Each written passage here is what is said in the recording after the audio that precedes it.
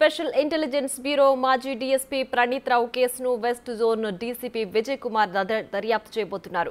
ప్రణీత్ రావు వెనుక ఉన్న వారి పాత్రపై విచారణ జరపనున్నారు. పంజాగుట్ట పోలీసులు ప్రణీత్ రావును రేపే విచారణకు పిలవనున్నట్లు సమాచారం. అలానే ప్రణీత్ రావు ధ్వంసం చేసిన హార్డ్ డిస్క్లోని సమాచారాన్ని రిట్రీవ్ చేసేందుకు పోలీసులు యత్నిస్తున్నారు. ఆయన ప్రమోషన్ వ్యవహారంపై కూడా విచారణ చేసే అవకాశం ఉందని అంటున్నారు. ఎస్ఐబిలో పనిచేసి రిటైర్ అయిన అధికారుల పాత్రపై కూడా పోలీసులు విచారణ చేయనున్నారు.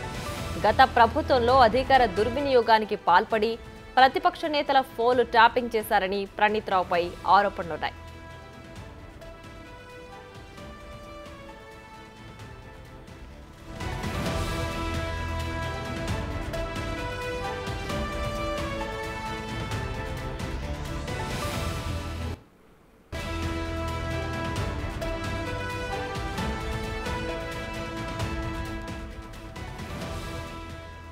స్పెషల్ ఇంటెలిజెన్స్ బ్యూరో మాజీ డీఎస్పీ ప్రణీత్ రావు కేసును west zone DCP Vijay Kumar దర్యాప్తు చేయబోతున్నారు.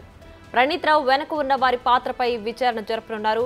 పంజాగుట్ట పోలీసులు ప్రణీత్ రావును రేపే విచారణకు పిలవనున్నట్లు సమాచారం.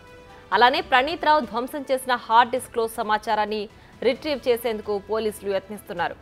ఆయన ప్రమోషన్ వ్యవహారంపై కూడా విచారణ చేసే అవకాశం ఉందని అంటున్నారు. ఎస్ఐబిలో పనిచేసి రిటైర్ అయిన అధికారుల పాత్రపై కూడా పోలీసులు విచారణ చేయనున్నారు. గత ప్రభుత్వంలో అధికార దుర్వినియోగానికి పాల్పడి ప్రతిపక్ష నేతల ఫోన్లు ట్యాపింగ్ చేశారని ప్రణీత్ రావుపై ఆరోపణలున్నాయి.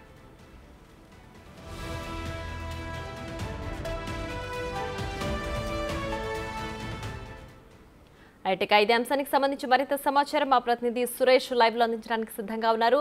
సురేష్, చెప్పండి, ప్రణీత్ రావు కేసు వ్యవహారానికి సంబంధించి ప్రస్తుతానికి ఉన్న డీటెయిల్స్ ఏంటి? అలాగే ఆయన ప్రమోషన్ పై కూడా విచారణ చేయబోతున్నట్లుగా కూడా తెలుస్తోంది. దీనికి సంబంధించిన డీటెయిల్స్ ఏంటి?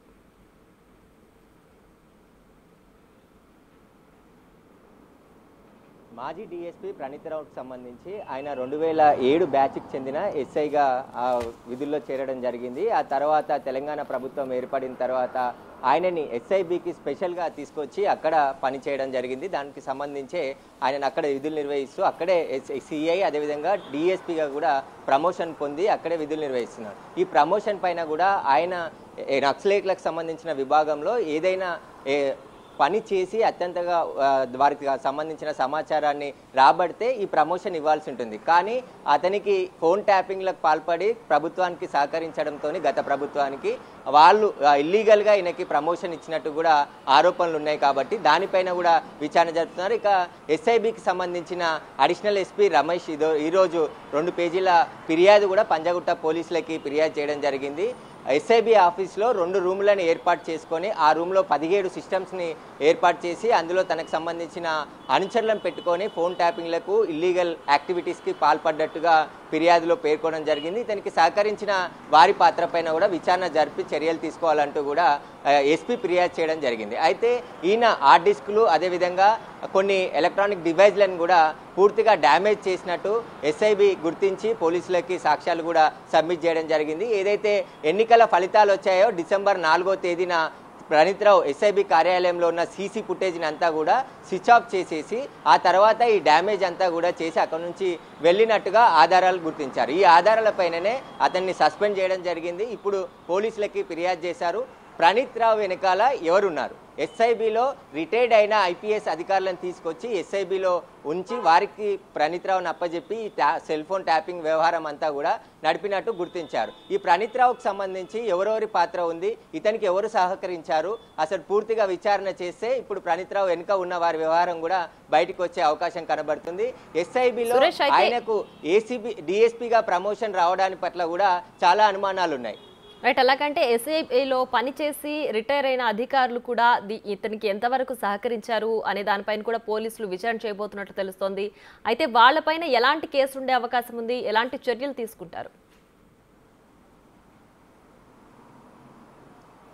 ఖచ్చితంగా ఇప్పుడు పంజాగుట్ట పోలీసులు ఎఫ్ఐఆర్ నమోదు చేయడం జరిగింది. ఆ ఎఫ్ఐఆర్లో పలు సెక్షన్లను కూడా యాడ్ చేశారు. ఈ సెక్షన్లన్నీ కూడా ఎవరైతే నేరానికి పాల్పడ్డారో వారందరికీ కూడా ఇవే సెక్షన్లు అప్లికేబుల్ కాబోతున్నాయి. ఎందుకంటే సేమ్ క్రైమ్ చేపట్టారు కాబట్టి వీళ్ళకి సంబంధించి ఎఫ్ఐఆర్ ఏదైతే పంజగుట్టలో ఎఫ్ఐఆర్ నమోదు కావడం జరిగింది. అందులో ఐపీసీ 409, 427, 201, 120B అదేవిధంగా సెక్షన్ 3 అదేవిధంగా PDPP యాక్ట్ కింద 1984 సెక్షన్ 65, 66 and 70 దీని కింద కేసులు నమోదు చేసి దర్యాప్తు చేస్తున్నారు. దీనికి సంబంధించిన పూర్తి విచారణ జరిపితే, ఎందుకంటే గత ప్రభుత్వంలో కేసీఆర్ రిటైర్డ్ అయిన ఐపీఎస్ ఆఫీసర్లను తీసుకువచ్చి ఎస్ఐబిలో ఉంచి పూర్తిగా ఫోన్ ట్యాపింగ్లకు ప్రతిపక్ష నాయకులకు సంబంధించిన ఫోన్ ట్యాపింగ్లకు పాల్పడ్డట్టు ఆరోపణలు ఉన్న నేపథ్యంలో ఈ ఎవిడెన్స్ అంతా కూడా పూర్తిగా డ్యామేజ్ చేసి అక్కడి నుంచి వెళ్ళడం జరిగిందని చెప్పేసి కూడా ఆధారాలన్నీ కూడా ఎస్ఐబి అధికారులు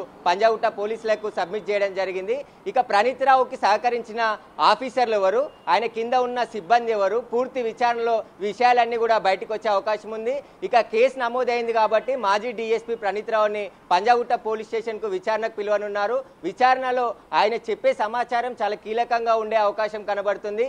ఎవరి ఆదేశాల మేరకు ఫోన్లు ట్యాపింగ్ పాల్పడ్డాడు, ఎందుకంటే ఎస్ఐబి వింగ్ అనేది స్పెషల్ బ్రాంచ్, ఇంటెలిజెన్స్కి సంబంధించిన స్పెషల్ బ్రాంచ్. అది నక్సలైట్లు తీవ్రవాదులకు సంబంధించిన కదలికల పైన ఏర్పాటైన సంస్థని దుర్వినియోగం చేస్తూ వాళ్ళ సొంత అవసరాల కోసం ప్రతిపక్ష రాజకీయ నాయకులపై ప్రయోగించినట్టు ఆరోపణలు ఉన్న నేపథ్యంలో వాటన్నిటిపైన విచారణ జరపనున్నారు.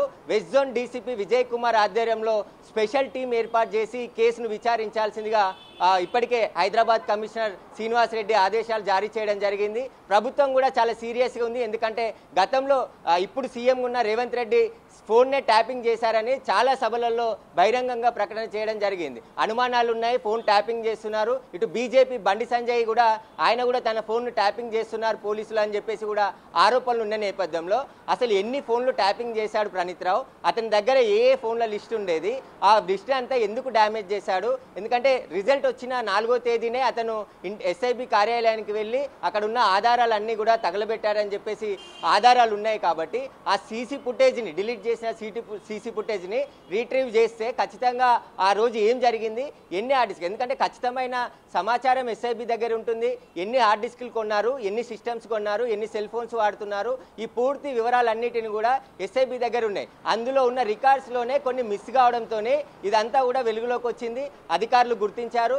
దానికి సంబంధించిన హార్డ్ డిస్క్లు ఎక్కడికి తరలించాడు, సమాచారం సేకరించిన కాల్ డీటెయిల్స్ అన్నిటిని కూడా ఎవరికి అందించాడు, పూర్తిగా ప్రణీత్ రావుని విచారిస్తే ఈ విషయాలన్నీ కూడా వెలుగులోకి వచ్చే అవకాశం కనబడుతుంది. రేపే ఖచ్చితంగా ప్రణీత్ రావుని పిలిచి నోటీసులు ఇచ్చి అతన్ని విచారించనున్నారు. కాబట్టి ఖచ్చితంగా అరెస్ట్ కూడా చేయబోతున్నారు. ఇతనికి సహకరించిన అధికారుల పాత్ర పైన కూడా పంజాగుట్ట పోలీసులు విచారణ జరపనున్నారు. Right Suresh, thanks for the updates.